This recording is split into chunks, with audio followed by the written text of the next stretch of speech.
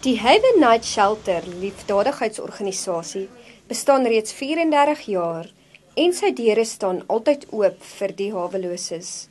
Tydens die Burger se besoek aan die sentrum in Groenkloof was daar 'n ry hawelose mense wat vir beddens gewag het.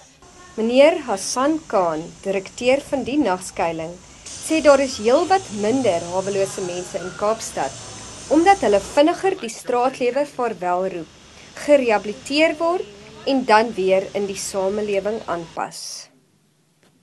Hi, I'm staying in a shelter. It's very nice accommodation. I like it.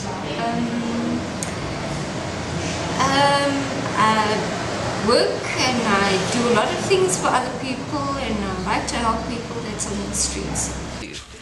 We get up at 5:30, have a shower, do our beds, and then we have breakfast at 6:30.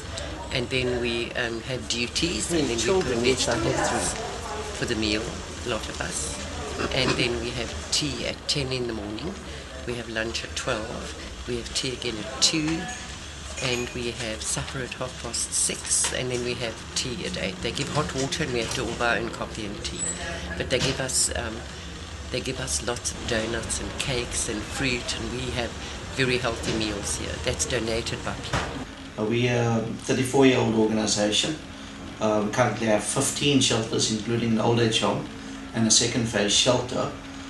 We exist essentially to help homeless people to get off the street, to get back to their families and their communities. Our vision is essentially that no one should have to live on the street, because in our view the Haven offers an alternative to living on the streets.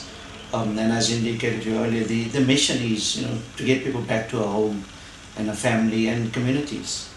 For us, a home is not necessarily your brother's house. What we're trying to achieve is first social integration. That is where we get invited to all the family activities, the weddings and so forth. And we believe when people are socially integrated, their physical integration follows, particularly in the city of Cape Town, where we found a reduced number of adult chronic homeless people. And for us, there's of course a number of reasons, part of which is that people become older, they go into our old age home and so forth.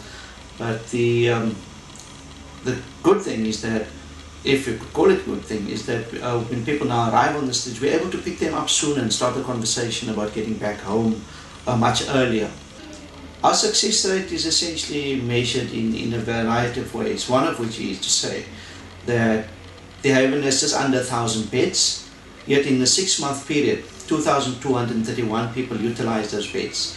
These are unique individuals, and it shows that it takes less time today to help a man get to a point where he's sorted out. Your poorest of the poor doesn't really become homeless. Homeless are your middle class people, people with bonds and school fees to pay and fancy cars, living beyond their means, credit cards to the hilt. These are the stratum in our society who is most vulnerable to homelessness, because their friends simply just don't want to be associated with the so-called failure of the person. Whereas your poor chap, his neighbour understands when he doesn't have sugar, and he share on the basis that the next time that the neighbour doesn't have sugar, there's a reciprocity. Dignity requires us to behave as equals.